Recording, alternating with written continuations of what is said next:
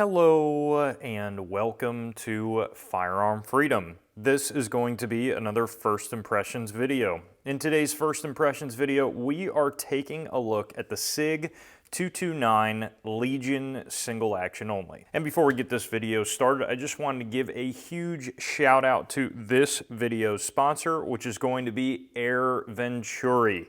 Venturi has a wide variety of air guns. I'm diving into the PCP air gun world. I'm liking it. It's a lot of fun. It's just kind of firing up those awesome memories I had as a kid playing with break barrel pellet rifles, except now they are way more powerful. I've been taking a look at the Avenge X, the tactical 25 caliber PCP air gun, and it is pretty awesome. But they have a bunch of different items. They even have compressors that you can bring with you to the house and be able to fill your air tanks without having to bring them to a store. And they have larger air tanks and pretty much everything in between.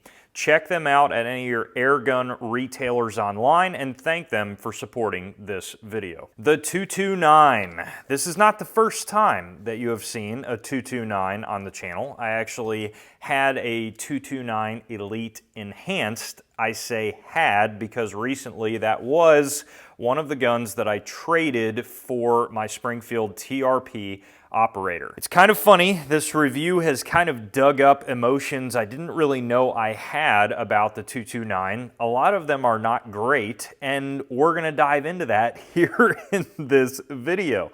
So this 229 Legion is not mine. I'm actually temporarily borrowing it from a very good friend of mine. He has this outfitted with the new EOTech E-Flex optic, and I actually really like this red dot. It's pretty nice. I don't really have any complaints about it. I don't know that you guys are going to be able to see the focus dot there, probably not, but it was tracking really well at the range. I really like the large window, and I think I might have to pick up one of these dots for myself just to try out and run a little bit more at the range, because again, they are really nice, I think, for the money, provided they fix those issues of the glass like popping out and all that fun stuff with the optic.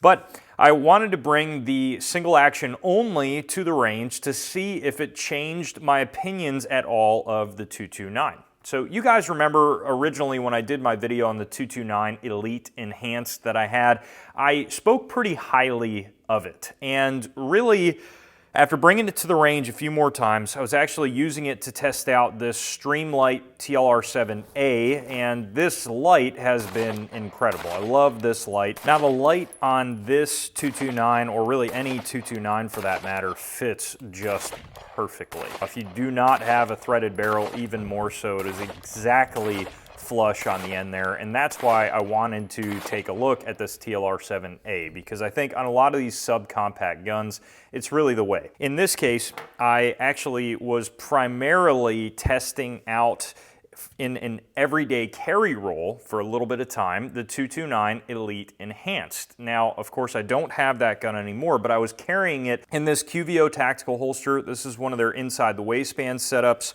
I have it done up with a metal claw and their plastic clips, and this holster is excellent. It is wrapped in M81, and man, does it look good. Roger over there at QVO did hook me up with this holster, free of charge to check out for this video, so just keep that in mind, but I really do like the holster. Now, even though I like the holster, I did not like at all the way the 229 carried. It carried just terribly for me, and I don't know exactly why. So I wanted to take a look at the single action only, especially the Legion, because we're working with slimmer grips. The 229 Elite Enhanced that I had such a thick grip profile and a thick slide that I think that is why the gun carried so terribly for me. It was actually the first gun that I've ever carried appendix that after an entire day of work, I was nearly bruised in that section just because of how uncomfortable that gun was. It was just this perfect little rock, creating just a hot spot central around that area. And I'm not exactly sure why. Maybe it's just my body type, maybe it was just the way that I had it configured, but in that case scenario, I started to get a little bit of a salty taste in my mouth about the 229 because I'm like, man, I had such high hopes for the pistol and it's just not really shining for me as I thought it would in that carry role.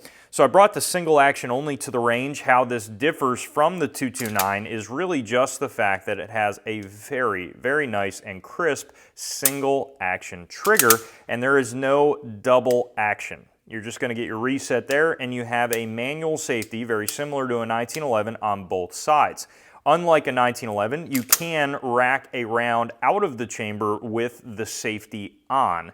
So there is that. I wanted to see if with that single action only trigger, the gun shot a little bit better for me at the range, and it did. The single action only version of the 229 I actually do like significantly more than the single double action version of the 229. However, I still just realized from doing this review that I think I'm just not really a huge fan of the 229, and that's just me. And I really don't feel too bad about trading it for the TRP because as I shot it more and more, I just kind of realized I didn't like it that much. And I think the biggest issue that the 229 has, I mentioned this in the first impressions video, the Elite Enhanced, is this very high bore axis with a fat slide, just a very chunky slide setup, and then a very dainty little grip down here. And that creates this very interesting wobble back and forth, and there's a lot of felt muzzle flip, and you can see that especially with the dot. It was just jumping all over the place, and for a little 9mm, this has quite a bit of muzzle flip. So the more that I shot these guns, the more that I personally just prefer the SIG 226, and really any of the 226s I like far better than the 229s. I don't know, maybe that's just me, but in this case, the other thing that I noticed about the single action only is that because I am so used to a SIG hammer-fired gun being single double action, I found myself a lot of the time forgetting to crank that safety on at the range. I'm so used to just clicking down that decocker that I found myself just kind of reaching for it. It wasn't there, and I just didn't even remember that there was a safety there because, again, I'm forgetting that I'm shooting a single action only SIG. Now, I think with training, with practice, that would get easier and easier to remember. And again, ultimately, I think that with the Legion grips and the single action trigger, this Legion shot worlds better than the Elite Enhanced. Now, I know a lot of people are probably going to give me crap about not liking the 229, but you know, everyone's hand is a little bit different. And for me, again, the more that I shot it, the more I'm just like, I don't know, just something about it. And it's kind of funny because everyone that was along for the ride for this review, the FF Pocket Smith and my other buddy, we all kind of agreed that it's just meh, you know? It's just, I don't know what it is about it. It just wasn't shooting that great for us. Now, as far as reliability of the Legion, it was, of course, excellent. No issues whatsoever.